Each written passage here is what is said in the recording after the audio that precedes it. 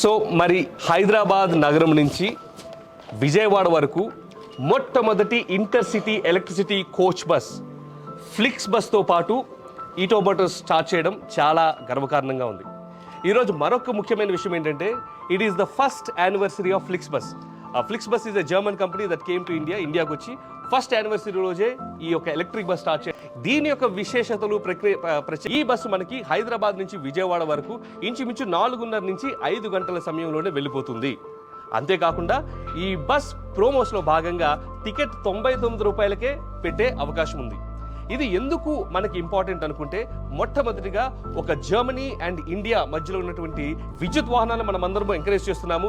Carbon foot prints అనేవి తగ్గించాలని మనం అన్ని చూస్తున్నాము, గమనిస్తూనే ఉన్నాము. మన రీసెంట్గా ఒక ఆయన వచ్చి అమ్మో నేను ఇండియాలో ఉండలేను, ఎంత పొల్యూషన్ ఉందని వెళ్ళిపోయారు.